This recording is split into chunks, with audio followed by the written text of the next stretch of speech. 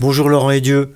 Pour cette édition 2019, comment le MEDPI va optimiser les rencontres entre les professionnels du sell-in et du sell-out? Bonjour Frédéric, nous avons créé le MEDPI il y a un peu plus de 20 ans pour remplir un objectif qui est celui de favoriser, améliorer la mise en relation entre les marques qui produisent des produits high-tech et leur réseau de distribution vers le grand public.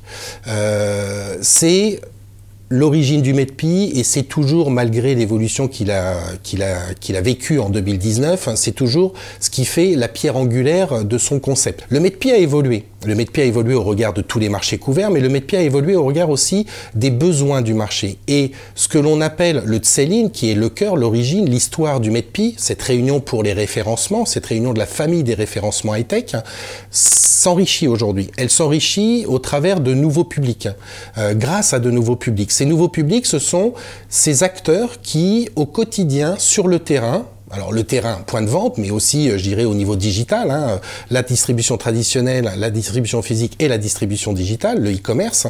Donc ces professionnels qui, au quotidien, gèrent la vente des produits, le fait de, après les référencements, les vendre à l'utilisateur final. Ce que le marché appelle le sell-out. La nouvelle formule du MEDPI s'enrichit donc.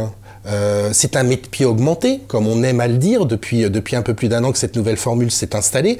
C'est un MEDPI augmenté grâce justement à cette population du sell-out qui vient enrichir les allées du MEDPI avec des professionnels, des décideurs, des acteurs qui vont faire en sorte que ce produit soit vendu. C'est du merchandising, c'est de la théâtralisation, c'est des directions de points de vente, c'est des chefs de rayon, on pourrait même parler de chefs de file, au regard de personnes qui ont des responsabilités transversales dans une région, ce genre de choses, etc. En tout cas, c'est une plus large communauté de la communauté d'affaires, de cette famille d'affaires du retail high-tech qui se réunit aujourd'hui au travers de la nouvelle formule du MEDPI installée en 2018. Cette nouvelle formule, au-delà de l'enrichissement qualitatif, stratégique que je viens de décrire, c'est une réussite au niveau quantitatif. Pour vous donner un chiffre, la représentativité du sell-in, donc des décideurs au niveau des centrales d'achat, a augmenté de 30% entre la dernière formule monégasque, immersive, et la nouvelle formule parisienne, beaucoup plus accessible, beaucoup plus ouverte, beaucoup plus enrichie et donc augmentée. Plus 30%. En nombre d'enseignes, en nombre de décideurs. Le sell-out, qui n'existait pas à l'occasion de la précédente formule, arrive. On s'est fixé un objectif ambitieux, c'est plus de 2000 professionnels du référencement du retail high-tech qui seront présents sur le MEDPI. Donc à peu près 900 000 représentants du sell-in, au travers de toutes les enseignes potentiellement appropriées au référencement de produits high-tech, spécialisés, non spécialisés, e-commerce, alimentaire, etc., etc., de plus en plus de spécialistes.